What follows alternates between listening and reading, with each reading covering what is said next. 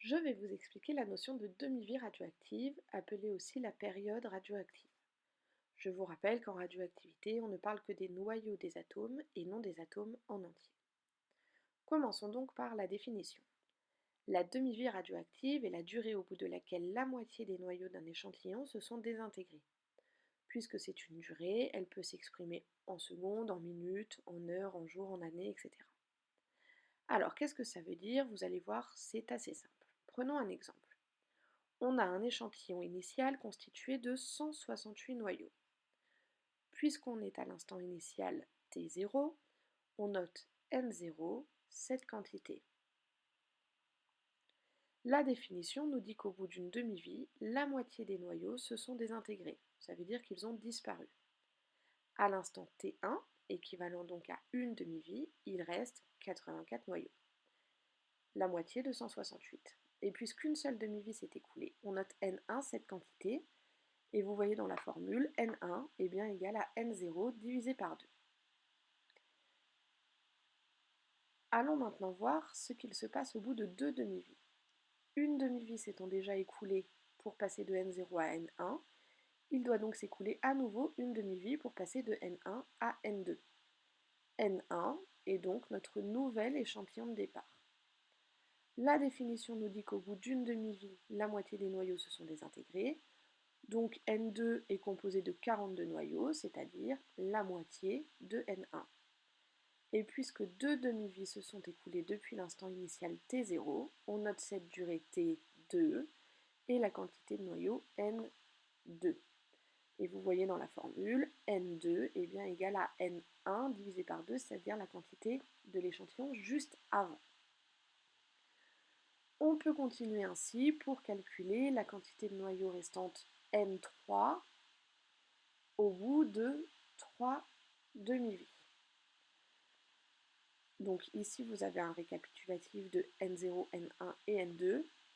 Et N3, de la même manière, est égal à la moitié de N2, soit 21 noyaux. Et au niveau de la formule, on a bien N3 qui est égal à N2 divisé par 2. J'espère que c'est clair jusqu'ici.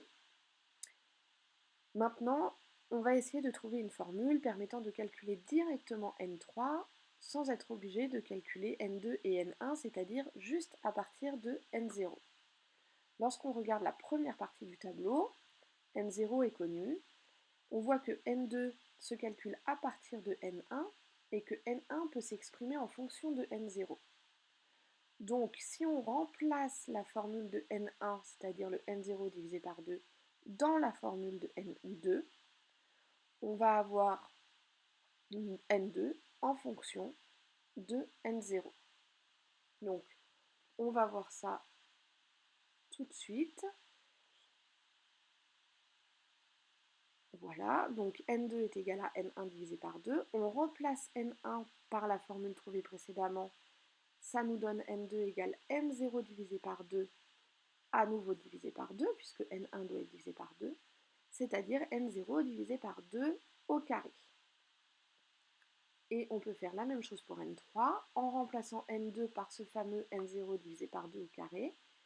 Et on obtient N3 égale N0 divisé par 2 au cube. En observant bien les formules des deux dernières cases, on remarque que pour calculer N2, c'est-à-dire le nombre de noyaux restants au bout de deux demi-vies, on divise N0 par 2 puissance 2, et que pour calculer N3, on divise N0 par 2 puissance 3. La puissance du chiffre 2 est donc égale au nombre de demi-vies écoulées. Vous voyez, pour N2, c'est 2 puissance 2, pour N3, c'est 2 puissance 3, et du coup, pour N5, par exemple, ça serait 2 puissance 5. On va donc pouvoir faire une généralisation et parler au bout d'un nombre de demi-vies inconnu qu'on va noter petit n. Donc, je vous ai remis les formules qu'on vient de démontrer, et pour un nombre de demi-vies inconnu petit n, eh ben, le nombre de noyaux est égal à n0 divisé par 2 puissance n. Rien de très compliqué, c'est ce qu'on vient de voir. Vous utilisez les formules que vous voulez, soit celle-ci avec les puissances. Si vous préférez faire les divisions étape, c'est-à-dire d'abord calculer N1, puis calculer N2 pour avoir N3, vous avez tout à fait le droit, sachant que en général, dans les sujets de bac, on ne vous demande pas d'aller calculer un nombre de noyaux très lointain. Donc je vous ai fait un petit tableau récapitulatif avec les différentes durées, donc des durées qui sont fixes au début, puis après une durée inconnue notée petit n, et donc les formules qu'on vient de voir. Je vous rappelle, vous utilisez celles que vous voulez, soit en utilisant le nombre de noyaux juste précédent, soit avec les puissances de 2. Je vous rappelle que nous avons vu dans une activité précédente la notion d'activité radioactive qui s'exprimait en becquerel et qui se notait grand A. L'activité, ça correspond au nombre de désintégrations qui se produisent en une seconde. Alors, l'activité est donc forcément liée au nombre de noyaux restants, grand N, puisque si par exemple 5 désintégrations ont lieu, ça veut dire que 5 noyaux ont disparu, donc le grand N a perdu 5 en valeur. À partir du moment où on a établi ça, qu'il y avait un lien entre l'activité A et le nombre de noyaux N, et ben on peut démontrer que toutes les formules que l'on vient de voir concernant le nombre de noyaux restants sont valables aussi pour l'activité.